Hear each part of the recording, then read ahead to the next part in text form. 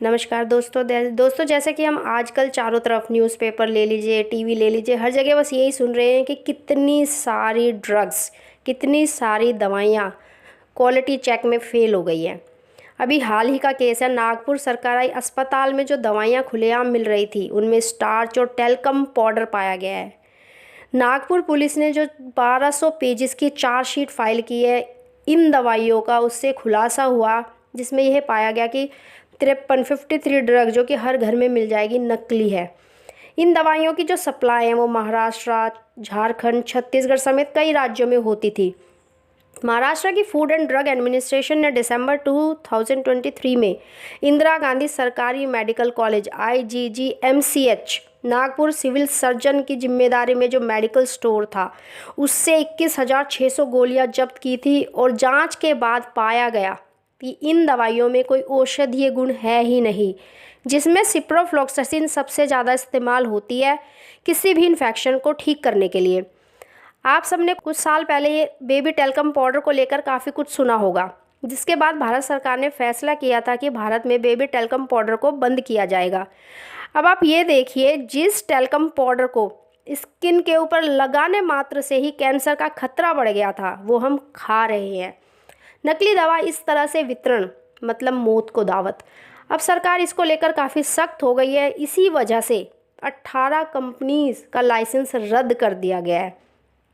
Nagpur police का यह भी कहना है कि गोलियों की जो पट्टियाँ हैं उसके पीछे जो लिखा हुआ है उससे उसके निर्माण का ये पता चलता है कि ये किसी गुजरात में स्थित कंपनी के द्वारा किया गया है, जबकि वास्तव में ऐसी कोई कंपनी है ही नहीं। ये दवाइयाँ हरिद्वार में स्थित veterinary laboratory for animal medicine में बनाई जा रही थी। इंसान के लालच ने इंसानों को भी जानवरों की श्रेणी में लाकर खड़ा कर दिया है। जहाँ जानवरों की दवाइयों का निर्माण होना चाहिए वहाँ हमारे लिए, इंसानों के लिए दवाइयाँ बनाई जा रही है, वो भी नकली। हम लोग हर चीज़ को तो सही नहीं कर सकते, लेकिन थोड़ी सी जानकारी प्राप्त करके इन नकली दवाइयों से अपने आप और अपने परिवार को ज़रूर बचा सकते हैं। कोशिश कीजिए जितना हो सके दवा कम से कम ले, दवा वही ले जिसकी ज़रूरत है और जो आपको डॉक्टर ने लिखी है। जहाँ बारकोड्स होते हैं उन्हें स्कैन करके दवा की क्वालिटी का पता कीजिए या फिर RFID टैग्स को देखिए, जिससे दवा के असली होने का पता चलता है। RFID tags radio frequency identification tags होते हैं। ये दवा के बनने से लेकर दवा किस मरीज तक पहुंची है सारी इंफॉर्मेशन देता है। इससे पेशेंट की सेफ्टी तो होती ही है, उसकी जान को भी बचाया जाता है। RFID टैग्स, ये टैग्स पेशेंट तक सही दवा पहुंचाने में बहुत ही मदद करते हैं।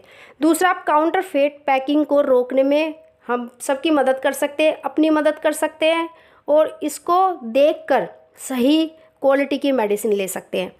काउंटरफेट पैकिंग का मतलब होता है किसी भी ज़्यादा इस्तेमाल होने वाली दवाई का नकली बनना। अब काफ़ी सारी ऐसी फार्मा कंपनीज़ है जिसने इस प्रॉब्लम, क्योंकि काउंटरफेट पैकिंग जो है ये इतनी बढ़ गई थी प्रॉब्लम की, इसी बढ़ती प्रॉब्लम को लेकर जितनी बड़ी अच्छी फार्मा कंपनीज़ है वो अब अपनी जो मेडिसिन्स है उनमें बारकोड्स दे रही हैं, जिसको एक नकली दवा बनाने वाला नहीं यूज़ कर सकता। और काउंटरफेट पैकिंग को रोकने के लिए उन्होंने कुछ स्पेशल तरह की पैकिंग मार्केट में लेके आए हैं, वो जो मशीनें बहुत ही कम फार्मा कंपनीज़ के पास है, जिससे कि पेशेंट तक सही क्वालिटी की दवाई पहुंच सके। फार्मा कंपनीज़, अच्छी फार्मा कंपनीज, सरकार सब मिलके इसमें कोशिश कर रही हैं कि हम लोगों तक, आप सब लोगों तक सही दवा पहुंचे, आपकी जो बीमारी है वो बढ़ने की जगह घटे, आपको दवाई से कोई साइड इफ़ेक्ट ना हो। तो दोस्तों, मेरी आपसे बस यही रिक्वेस्ट है, जहाँ तक हो सके कोशिश कीजिए केमिस्ट पर खुद से जाकर दवाई ना लें। आपको नहीं पता, केमिस्ट को नहीं पता जो दवाई आप यूज़ कर रहे हैं वो दवाई वास्तव में आपके लिए इफ़ेक्टिव है या नहीं है।